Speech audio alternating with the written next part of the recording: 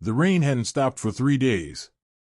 It dripped endlessly from the edge of the roof, tracing crooked lines down the cafe window where Adrian sat, staring at nothing. He was 34, a writer who hadn't written in months. His coffee was cold, his laptop unopened, his mind restless. Across the glass, life moved with mechanical efficiency, people chasing trains, talking on phones, hurrying through puddles as if motion itself could protect them from meaninglessness.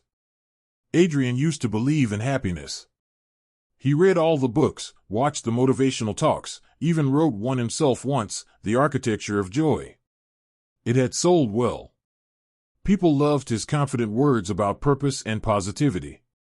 But when the applause faded and the royalties ran dry, he found himself alone again, with the same hollow ache he'd always tried to outrun. He once thought happiness was something you could build, step by step, like a career or a house. Now, even brushing his teeth felt like an act of pretense.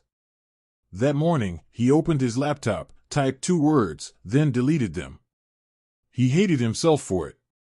He hated the loop of wanting to be happy, failing to be happy, and hating himself for failing. The cycle felt endless. A notification pinged, an email from a small philosophy journal he had forgotten he'd subscribed to. The subject line read, Dostoevsky and the Paradox of Happiness. Something about that title tugged at him. He clicked it open. The article was short, an excerpt from Notes from Underground. It said, man is sometimes extraordinarily, passionately in love with suffering, because happiness is too mechanical, too predictable, and too dull. Adrian read it 3 times. He didn't know why it struck him so violently. Maybe because Dostoevsky wasn't selling happiness. He was telling the truth, that the human soul, when stripped of illusion, sometimes prefers pain to comfort, chaos to order, authenticity to cheerfulness. That night, Adrian couldn't sleep. He walked through the city until he reached the old river bridge. The water was black and alive, curling beneath the lights. He leaned on the railing and thought about all the people who told him that happiness was the goal. Every commercial, every influencer, every friend trying to manifest joy. And yet, none of them looked truly alive, only constantly reaching, endlessly adjusting the mask of contentment. Maybe, he thought, that's what Dostoevsky meant. That our obsession with happiness turns it into a prison. You can't force joy any more than you can force love. The more you chase it, the more it retreats. The next day, he decided to test something. Instead of trying to be happy, he would simply be honest. He started small. When his neighbor asked, "How are you?" he said, tired, but thinking. She looked confused, then smiled faintly, as if relieved to hear something real. He walked to the park with no plan, no purpose, no forced gratitude. He just sat. Watched. Listened. He noticed the wrinkles on an old man's face as he fed the pigeons, the way a child screamed not from joy but from the raw energy of being alive. It wasn't happiness, but it was truth. For the first time in months, he felt a strange sense of peace, not joy, not relief, but a quiet acceptance. He wasn't better or worse. Just present. Days passed. He began writing again, not about happiness, but about truth, the way people hide behind smiles, the way pain refines character, the way despair can lead to understanding. His sentences felt heavier, more honest, like stones laid in a foundation instead of balloons floating nowhere. One evening, he received a message from a reader. It said, "Your new piece made me cry. I thought something was wrong with me because I wasn't happy. Thank you for showing me it's okay."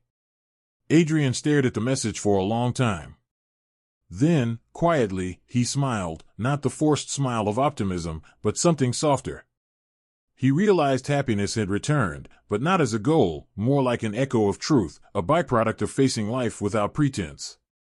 He thought again of Dostoevsky, how he wrote about suffering not to glorify it, but to show that the soul becomes deeper through it. Happiness, when chased, becomes an addiction. When surrendered, it becomes grace. Months later, Adrian gave a lecture at a small university. The students expected a talk about writing. Instead, he told them a story about a man who tried to be happy and failed until he stopped trying.